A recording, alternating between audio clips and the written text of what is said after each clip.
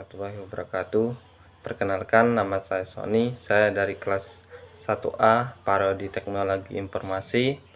Sini saya akan menjelaskan tentang sumber-sumber hukum Islam dibagi menjadi 3, yaitu 1.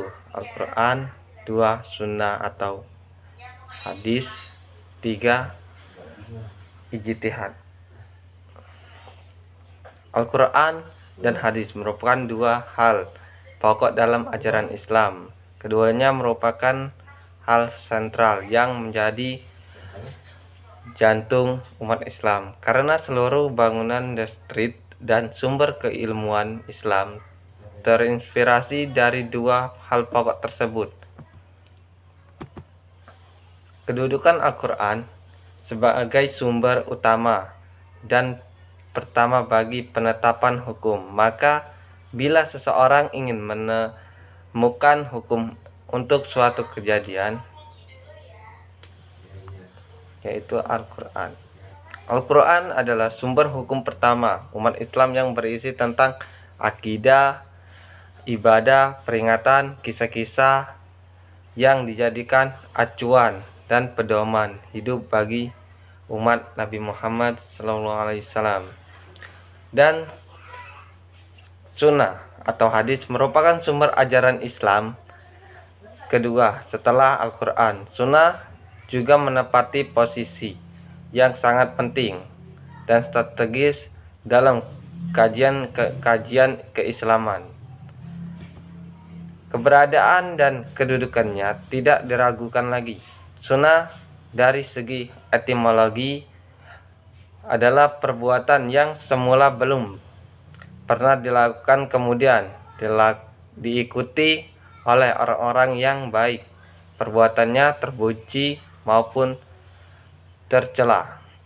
Secara etimologi, ahli fikih dan hadis berbeda memberikan pengertian tentang hadis. Menurut para ahli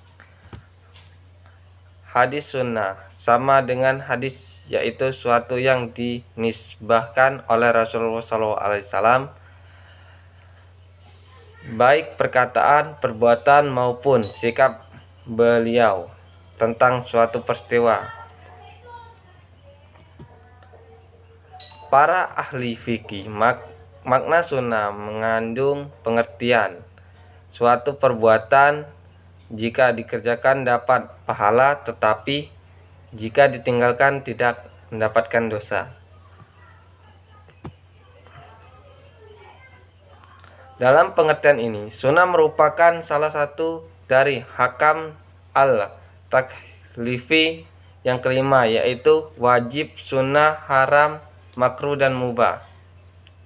Sunnah menurut istilah ahli husnul fikih adalah ucapan Nabi dan perbuatannya dan takrirnya. Jadi sunnah diartikan cara yang dibiasakan atau cara yang diuji, sedangkan menurut istilah agama yaitu perbuatan Nabi. Perbuatan dan takririnnya yakni ucapan dan perbuatan sahabat yang beliau diamkan dengan arti membenarkan. Seluruh umat Islam telah sepakat bahwa hadis Rasul merupakan sumber dan hukum Islam setelah Al-Quran. Ijtihad menurut bahasa, ijtihad artinya bersungguh-sungguh dalam mencurahkan pikiran. Sedangkan menurut istilah adalah ijtihad mencurahkan segenap tenaga dan pikiran secara sungguh-sungguh untuk menetapkan suatu hukum. Ijtihad dapat dilakukan ketika suatu masalah yang hukumnya tidak ada di dalam Al-Quran, sehingga bisa menggunakan ijtihad dengan menggunakan akal, namun tetap mengacu berdasarkan Al-Quran dan hadis. Ijtihad merupakan sumber hukum Islam setelah Al-Quran dan hadis. Ketika melakukan ijtihad, tidak boleh bertentangan dengan Al-Quran dan hadis. Bentuk ijtihad pun ada 3, yaitu ijma. Ijma adalah kesepakatan dan ketetapan hati untuk melaksanakan sesuatu.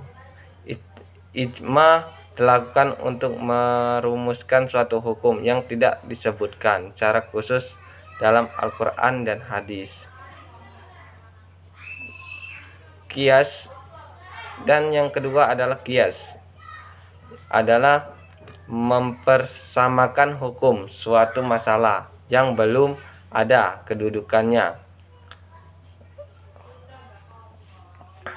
dengan masalah lama yang pernah karena ada alasan yang sama.